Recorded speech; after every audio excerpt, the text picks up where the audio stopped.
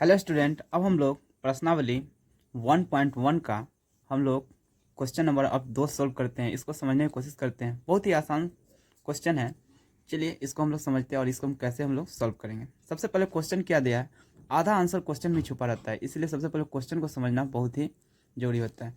दर्शाइए कि कोई भी धनात्मक विषम पूर्णांक 6q+1 या 6q+3 या 6q+5 के रूप का होता है जहाँ q कोई पूर्णांक है। देखो इसमें क्या क्या हुआ है।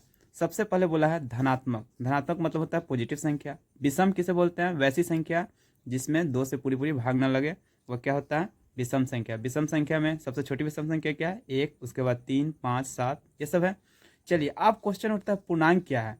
तो पूर्णांक वह होता है, पूर्णांक क्या होता है, जैसे कोई संख्या रेखा हो गया, ठीक है। तो संख्या रेखा पर जैसे कि इधर हो गया +1, +2, +3, इधर आएगा -1, -2, -3, यानी कि माइनस इन्फिनिटिव यानी माइनस अनंत से लेकर प्लस अनंत यानी प्लस इन्फिनिटिव के बीच के जितना भी संख्या है, जिसको हम संख्या रेखा पर ऐसे दर्शाते हैं, ठीक है, वो सभी क्या कहलाता है, पूर्णांक कहलाता है।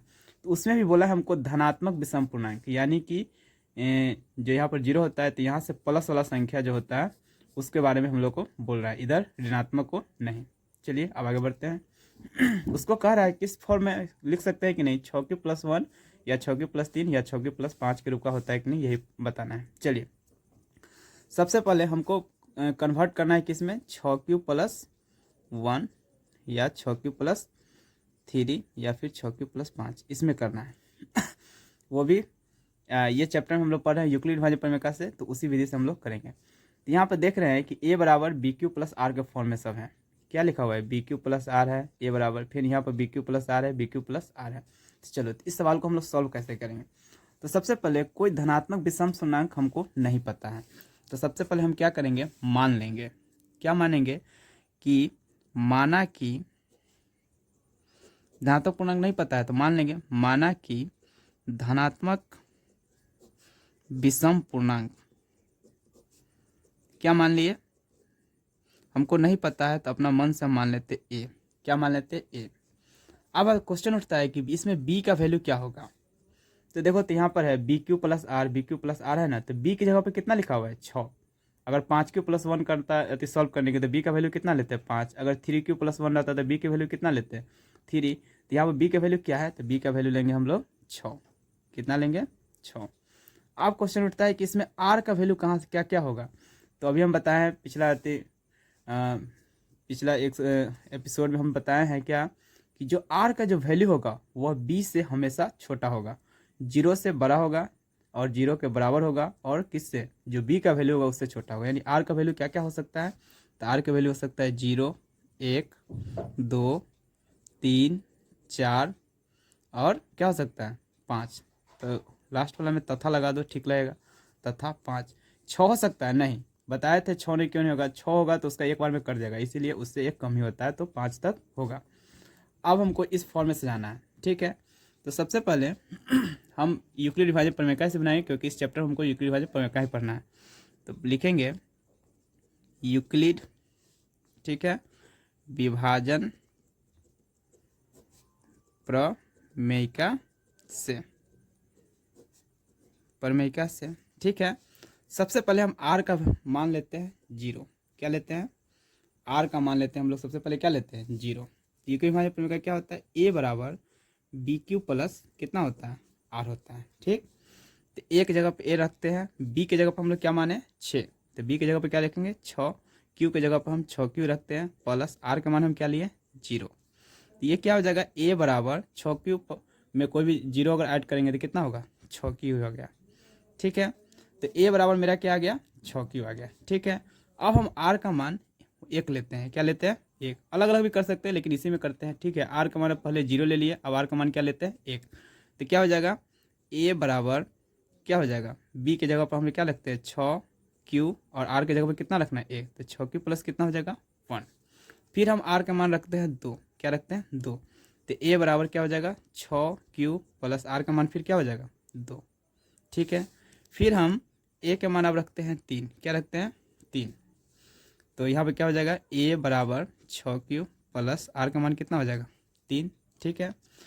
फिर उसके बाद हम ए बराबर 6 क्यू प्लस आर का मान फिर हम रख लेते हैं 4, कितना रख लेते हैं 4, तो 6 क्यू प्लस कितना हो जाएगा 4। फिर हम आर का मान लेते हैं 5, एक और क्या लेते हैं 5, तो ए बराबर क्या हो जाएगा 6 क्यू प्लस 5। ठीक है, यहाँ पर 5 लेने पर लिख दो, अच्छा लगेगा देखने में। ठीक है, तो आर का वैल्यू हम लोग क्या क्या लिए, 0 लिए तो 6 क्यू आया, 1 लिए तो क्या आ गया 6 क्यू प्लस 1 आ गया, 2 लिए तो क्या हो गया 6 क्यू प्लस 2 हो गया, 3 लिए तो 6 क्यू प्लस 3 हो गया, 4 लिए तो कितना हो गया 6 क्यू प्लस 4 हो गया, और 5 लिए तो कितना हो गया 6 क्यू प्लस 5 हो गया। तब हम देखते हैं कि हमको सॉल्व करना था क्या, 6 क्यू प्लस 1 होना चाहिए, या 6 क्यू प्लस 3, या 6 क्यू प्लस 5 आना चाहिए। तो वो देख रहे हैं हमको आ चुका है, कहाँ आ चुका है, तो ये देख, तो जो आ गया इसको हम लोग समीकरण भी मान सकते हैं, नहीं तो ऐसे हम लोग घेर भी सकते हैं, हाईलाइट भी कर सकते हैं कि 6 क्यू प्लस 1 आ गया, हम लोग को हाईलाइट ही कर दो, अच्छा रहेगा। फिर 6 क्यू प्लस 3 भी आ गया, और 6 क्यू प्लस 5 भी आ गया। तो देख रहे हैं कि जो हमको पूर्णांक रूप में हम लोगों को जो लाना था वो चीज़ हमको आ चुका है, 6 क्यू प्लस 1, 6 क्यू प्लस 3 और 6 क्यू प्लस 5। तो इसमें हम लोग क्या लिख सकते हैं कि ये आ गया ना, तो हम यहाँ पर एक स्टेटमेंट लिख देंगे कि अतः आर का मान आर का मान क्या क्या लिए है, तो हमको आ गया है आर का मान 1 और कितना 3 तथा क्या लेने पर 5 लेने पर। उसके बाद बहुत सारा बच्चा सोचता रहता है कि इसके बाद क्या लिखे, लेने पर जो चीज़ इसमें लिखा हुआ है क्वेश्चन में उसी को यहाँ पर लिख देना है। लेने पर हमको क्या कि लेने पर कोई भी धनात्मक विषम पूर्णांक इतना इतना के रूप का होता है, जैसे यहाँ पर लिखो कोई भी धनात्मक विषम पूर्णांक इतना इतना के रूप का होता है, तो यही लिख देना है। यहाँ पे क्या लिखेंगे, लेने पर कोई भी धनात्मक विषम पूर्णांक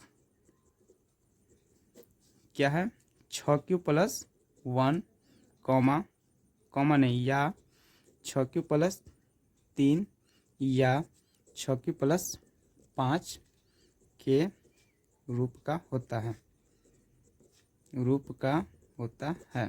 देखो हो गया, इतना आसान से बन गया, कितना आसान सवाल था इसको समझना। देखो इसको एक बार रिवाइज करवा देते हैं। क्या करना था कि सबसे पहले हमको ए कोई धनात्मक विषम पूर्णांक पता था नहीं, तो सबसे पहले मान लिए कि माना कि धनात्मक विषम पूर्णांक कितना ए, बी बराबर कितना देख रहे थे कि इस फॉर्म में करना है 6 क्यू प्लस 1 6, तो बी बराबर कितना हो जाएगा 6। आर का मान क्या बोले हैं कि बी से हमेशा छोटा होगा, तो बी का मान क्या क्या होगा, आर का मान क्या होगा, तो 0 से बड़ा होना चाहिए और बी से क्या होगा छोटा चाहिए, तो 0 1 2 3 4 5 तक लिए हैं, 6 नहीं ले सकते हैं, बता दिए क्यों। चलिए यूक्लिड भाज्य परिमेय से आर का मान 0 लिए, तो ए बराबर बी क्यू प्लस था, आर के जगह पर 0 रख दिए, बी के जगह पर 6, तो ये आ गया 6 क्यू। फिर 1 रखे तो ये आ गया, 2 रखे तो ये आ गया, 3 रखे तो ये आ गया, और 4 रखे तो ये आ गया, और 5 रखे तो ये आ गया।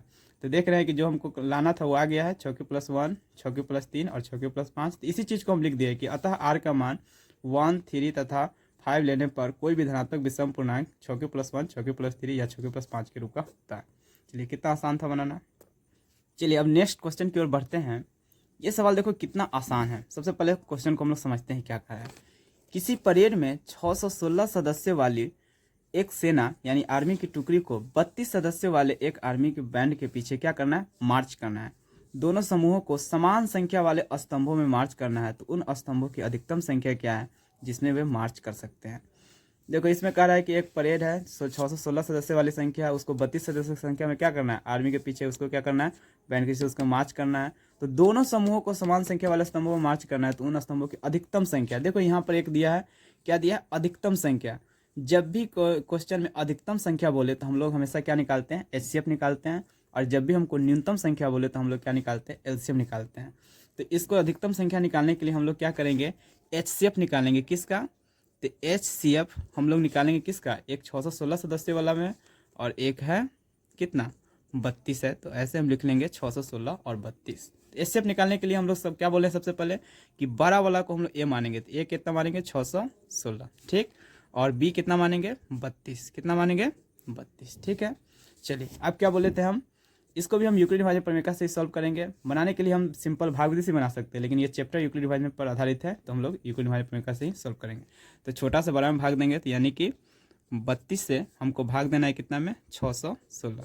32 देना कितना होता है 64, लेकिन हमको 61 ही पुराना है, तो 32 से का है 32 घटाओ 11 में से 2 गया 9, और 5 में से 3 गया तो 2, उतरा 6, अब 32 को हम कितना बार में पढ़े कि यहाँ पर लगेगा, तो देख रहे हैं 9 बार में पढ़ते हैं। 9 दूना 18 के 8, हाँसी लेख 9 3 27 1 28। चलिए इतना आया। 16 में से 8 गया 8, 8 में से 8 गया 0 0।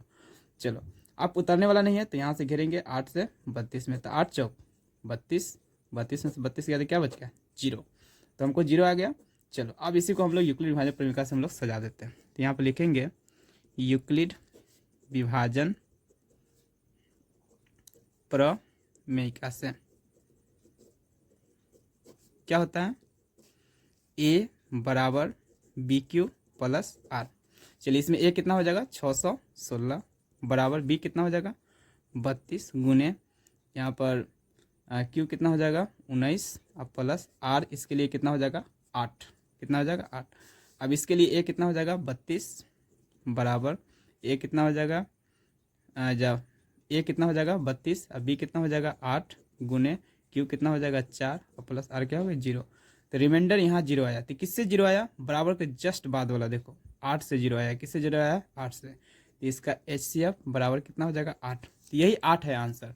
तो इसका अधिकतम संख्या कितना हो जाएगा 8। तो यहीं पर हम लिख देंगे कि यहाँ पर लिख देंगे स्टेटमेंट एक, स्तंभों की अधिकतम